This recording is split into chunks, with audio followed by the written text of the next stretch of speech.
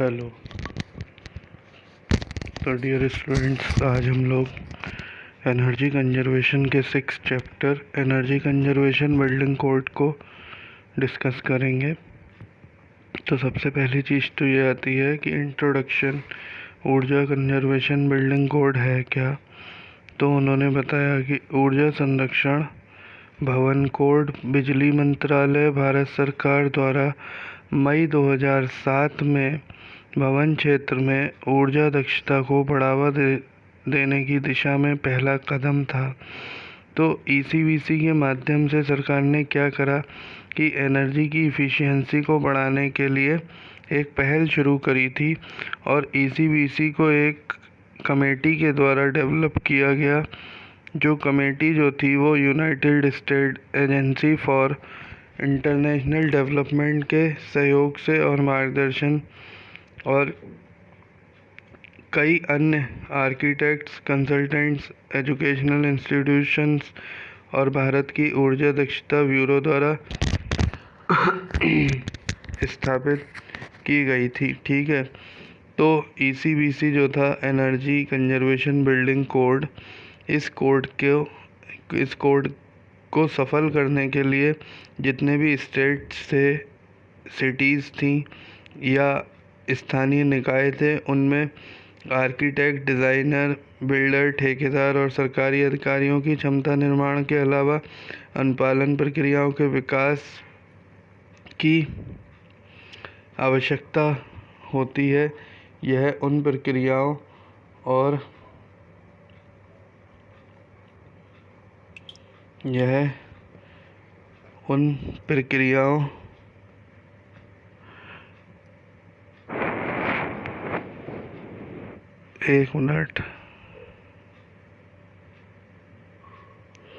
यह उन सामग्रियों और उपकरणों की उपलब्धता पर निर्भर होती है जो ईसीबीसी में निर्दिष्ट प्रदर्शन विनिर्देशों को पूरा करते हैं या पार करते हैं।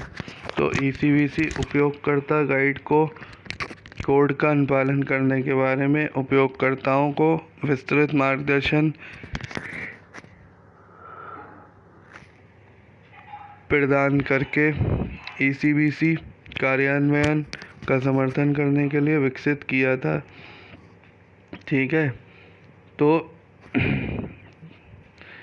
था क्या कि एनर्जी सिमुलेशन, लाइटिंग, डिज़ाइन और एचवीएसी और ईसीबीसी शीट भी उपलब्ध थी और सिस्टम पर, कोड अनुपालन पर और संपूर्ण भवन प्रदर्शन दृष्टिकोण के माध्यम से ये जो था एक उपयोगी जानकारी प्रदान करते हैं, जिसकी वजह से जो था ईसीबीसी को हमें विकसित करना पड़ा और प्रस्तावित भवन को मॉडल करने के लिए ऊर्जा सिमुलेशन के ज्ञान की आवश्यकता होती है।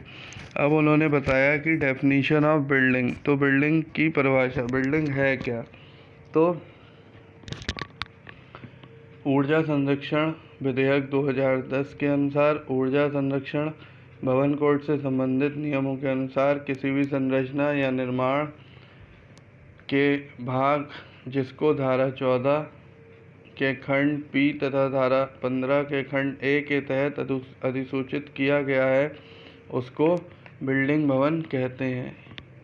फिर से सुनिए कि ऊर्जा संरक्षण विधेयक 2010 के अनुसार ऊर्जा संरक्षण भवन कोड से संबंधित नियमों के अनुसार कोई भी भवन या कोई भी निर्माण जिसको धारा 14 के खंड पी तथा धारा 15 के खंड ए के तहत अधिसूचित किया गया हो, उसको बिल्डिंग या भवन कहते हैं। भवन में 100 किलोवाट या 120 किलोवाट एम्पीयर और उससे ऊपर के अनुबंध की मांग का एक जुड़ा हुआ भार शामिल भी होता है। ठीक है। इसका उपयोग वाणिज्यिक प्रयोजनों के लिए किया जाता है। यानी कि कहने का मतलब क्या है कि जब भी हम बात करेंगे बिल्डिंग की, तो वो 100 किलोवाट या 120 किलोवाट एम्पीयर और उससे ऊपर के अनुबंध की मांग का एक जुड़ा हुआ भार होगा। और ये जो है हमेशा काय के लिए, कॉमर्शियल वर्क के लिए यूज़ किया जाएगा। ठीक है। तो किलोवाट एम्पीयर भवन के निम्नलिखित पहलुओं पर विचार करता है। अब कैसे विचार करता है? देखें, भवन के आवरण, भंडार स्थान या गोदामों को छोड़कर मैकेनिकल सिस्टम और उपकरण जिसमें हीटिंग और वेंटिलेशन और एयर कंडीशनिंग शामिल है, सर्विस, गर्म पानी हीटिंग, आंतरिक और बाहरी प्रकाश व्यवस्था और विद्युत शक्ति और मोटर। ठीक है, फिर क्या आता है? ऊर्जा संरक्षण भवन कोड ECBC और इसकी मुख्य विशेषताएं। ठीक है, तो ऊर्जा संरक्षण भवन कोड को व्यावसायिक और आवासीय भवनों के डिज़ाइन और निर्माण के लिए कम से कम ऊर्जा दक्षता मानकों को निर्धारित करने के लिए विकसित किया गया, जिससे कि कुशल तरीके से ऊर्जा जो है वो कुशल डिज़ाइन या इमारतों के लिए प्रोत्साहित की जा सके तथा यह भवन के कार्य, आराम, स्वास्थ्य या रहने वालों की उत्पादकता को बाधित ना करे। ECBC इसके लिए डिज़ाइन मानदंड प्रदान करता है। ठीक है, तो वो मानदंड कौन कौन से हैं? देखो, भवन आवरण जिसमें दीवारों, छतों और खिड़कियों के लिए थर्मल प्रदर्शन की आवश्यकता शामिल है, दिन के उजाले और लैंप और ल्यूमिनियर प्रदर्शन आवश्यकताओं सहित प्रकाश व्यवस्था, विद्युत प्रणाली, सौर ताप जल प्रणालियों की आवश्यकताओं सहित जल तापन और पंपिंग प्रणाली। ठीक है, तो कोड अनुपालन के लिए 3 विकल्प दिए गए हैं। कौन से हैं? सब सिस्टम और सिस्टम के लिए प्रदर्शन आवश्यकताओं का अनुपालन, प्रत्येक प्रणाली के प्रदर्शन की आवश्यकताओं का अनुपालन, लेकिन उप प्रणालियों के बीच ट्रेड ऑफ के साथ, तथा भवन स्तर के प्रदर्शन का अनुपालन। ठीक है, वो कह रहे हैं भारत में ECBC को पूरे देश में लागू करने के लिए मौसम की स्थिति के अनुसार देश को 5 जलवायु क्षेत्रों में समूह बनाने का निर्णय लिया गया। 5 जलवायु क्षेत्र कौन कौन से हुए? Composite Delhi, hot dry Ahmedabad, warm humid Kolkata, moderate temperate Bangalore और कोल्ड शिलोंग। ठीक है, यानी कि शीत, मध्यम, समशीतोष्ण, गर्म, आर्द्र, तप्त, शुष्क और समग्र। ठीक है, ECBC कोड के प्रावधान जो हैं वो कुछ जगह लागू नहीं होते हैं, जैसे भवन जो बिजली या जीवाश्म ईंधन का उपयोग नहीं करते हैं वहाँ लागू नहीं होंगे। निर्माण प्रणालियों के उपकरण, यानी कि जिनसे आप निर्माण कर रहे हैं ऊर्जा का, वो उपकरण और भाग जो मुख्य रूप से निर्माण प्रक्रियाओं के लिए ऊर्जा का उपयोग करते हैं। ठीक है, ग्रेड के ऊपर 3 या उससे कम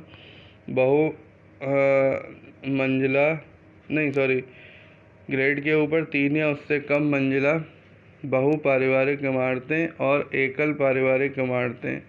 ठीक है, ये 3 चीज़ें ऐसी हैं जहाँ ECBC के कोड जो हैं वो लागू नहीं होते हैं। ठीक है, ECBC की गाइडलाइन क्या है? बिल्डिंग डेवलपमेंट के लिए कि दीवारें, खिड़कियां, छत, रोशनदान, दरवाजे और अन्य ओपनिंग शामिल है, और इंटीरियर और रहने वाले मौसम की, यानी कि आवरण इमारत के इंटीरियर अंदर का और रहने वालों को मौसम की स्थिति और अन्य बाहरी तत्वों से बचाना। ठीक, तो ये हमारी क्या थी? कुछ गाइडलाइन थी बिल्डिंग एनवलप की। ठीक है, फिर बिल्डिंग एनवलप आवरण के रूप में परिभाषित करने के संदर्भ में बाहरी और अर्धबाहरी हिस्से में शामिल है। तो वे तत्व जो मौसम की स्थिति से वातानुकूलित स्थानों को अलग करते हैं, वे तत्व जो मौसम की स्थिति से वातानुकूलित स्थानों को अलग करते हैं, या भवन के ऐसे तत्व जो भवन के वातानुकूलित स्थानों को बिना शर्त रिक्त स्थान से, खाली जगह से अलग कर देते हैं, अर्थात बिना भंडारण के वहाँ पे कोई कार्यालय स्थान वगैरह बनाते हैं, वो क्या है? बिल्डिंग एनवलप है।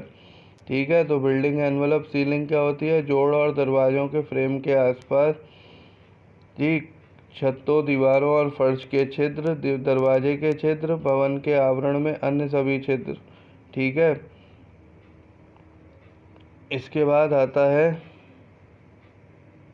ये आपका पेपर के देखते हुए ज़्यादा इम्पोर्टेंट नहीं है, basic of envelope design, passive solar design, ये भी नहीं,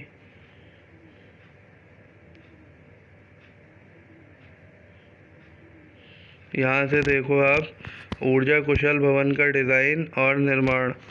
तो वो बता रहे हैं कि ऊर्जा कुशल इमारतों यानी कि नए निर्माण या पुनर्निर्मित मौजूदा इमारतों को उन इमारतों के रूप में परिभाषित किया जा सकता है जो हीटिंग और शीतलन के लिए ऊर्जा में महत्वपूर्ण कमी प्रदान करने के लिए डिज़ाइन की गई हैं। यानी कि जो हीटिंग मतलब गर्म और शीतलन मतलब ठंडा करने के लिए ऊर्जा में महत्वपूर्ण कमी प्रदान करने के लिए डिज़ाइन की गई हैं, वो इमारतें क्या हैं? स्वतंत्र रूप से ऊर्जा और उन उपकरणों के लिए जिन्हें इमारतों को गर्म या ठंडा करने के लिए चुना जाएगा या निम्नलिखित तत्वों के माध्यम से प्राप्त किया जा सकता है। कौन कौन से हैं तत्व? जैव रासायनिक, वास्तुकला, उच्च प्रदर्शन इमारत लिफाफा, ठीक है, और उच्च प्रदर्शन नियंत्रित वेंटिलेशन। यानी कि जैव रासायनिक वास्तुकला क्या है कि भवन का आकार और अभिविन्यास और सुरक्षा निष्क्रिय सौर प्रणाली, ठीक है। उच्च प्रदर्शन इमारत लिफाफा क्या है?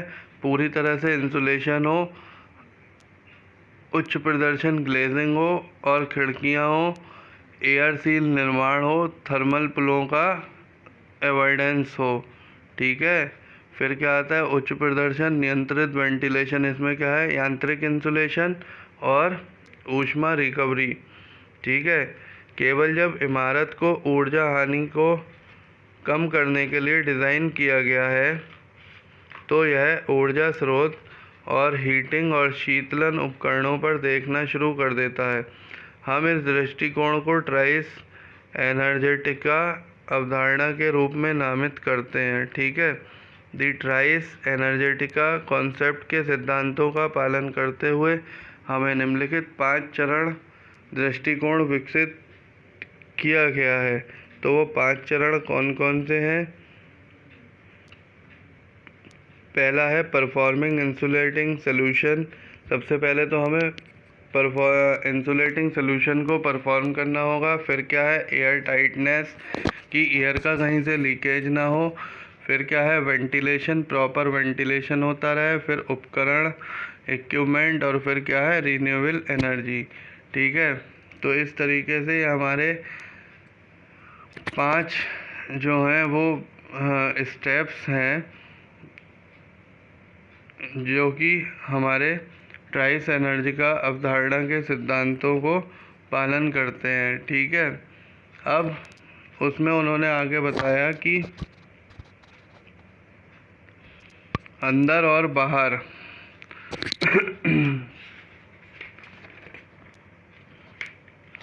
अंदर और बाहर के आराम को प्राप्त करने में मदद करने के लिए जैव रासायनिक वास्तुकला जलवायु और पर्यावरणीय स्थितियों को ध्यान में रखना होता है। जैव रासायनिक डिज़ाइन स्थानीय जलवायु को ध्यान में रखते हुए सौर ऊर्जा और अन्य पर्यावरणीय स्रोतों का सबसे अच्छा उपयोग करने के बजाय उनके खिलाफ काम करने के लिए होता है। जैव रासायनिक डिज़ाइन में निम्नलिखित सिद्धांत शामिल होते हैं। जैव रासायनिक डिज़ाइन क्या होता है वो देखते हैं। बाहरी आवरण के संपर्कों में सतहों को कम करने के लिए इमारत का आकार कॉम्पैक्ट होना चाहिए, ठीक है। इमारत कैसी होनी चाहिए? कॉम्पैक्ट होनी चाहिए। भवन और विशेष रूप से इसके ओपनिंग को एक उपयुक्त अभिविन्यास, एक उपयुक्त डिज़ाइन दिया जाता है, ठीक है। और ये मोस्टली क्या होते हैं? दक्षिण की ओर खुलते हैं, ठीक है। और आंतरिक स्थान उनकी हीटिंग आवश्यकताओं के अनुसार रखे जाते हैं, ठीक है।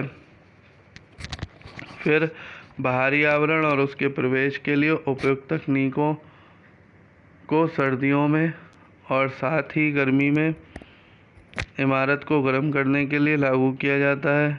निष्क्रिय सौर प्रणाली सौर विकिरण एकत्र करती है जो मुक्त हीटिंग और प्रकाश व्यवस्था के रूप में कार्य करती है। इमारत को गर्मियों के सूरज से संरक्षित किया जाता है, ठीक है। यानी कि गर्मियों में धूप तेज होती है तो क्या होता है? गर्मियों के सूरज से संरक्षित किया जाता है मुख्य रूप से छायांकन द्वारा। लेकिन इमारत के आवरण यानी चिंतनशील रंगों और सतहों के उपयोग के उचित उपचार द्वारा। ठीक है। थर्मल इंसुलेशन एक कम लागत वाली व्यापक रूप से उपलब्ध ऐसी तकनीक है जो ऊर्जा और धन की बचत करना शुरू करती है और उत्सर्जन को कम करने के लिए इसे स्थापित किया जाता है। ठीक है। अच्छी तरह से स्थापित इंसुलेशन ग्राउंड डेक, छत की दीवारों और फैकेट सहित इमारत के आवरण के हर हिस्से में ऊर्जा दक्षता जो है वो सुनिश्चित करता है और यह किसी भवन की तकनीकी स्थापनाओं की ऊर्जा हानि को कम करने के लिए पाइप और बॉयलर के लिए भी अच्छी तरह से अनुकूल है। ठीक है। तो इस तरीके से आगे उन्होंने बताया कि इंसुलेशन जो है वो ठंडे क्षेत्रों में उतना ही ज़रूरी है जितना गर्म वालों में। ठंडे क्षेत्रों में इंसुलेशन एक इमारत को गर्म रखता है और हीटिंग के लिए ऊर्जा की आवश्यकता को सीमित करता है।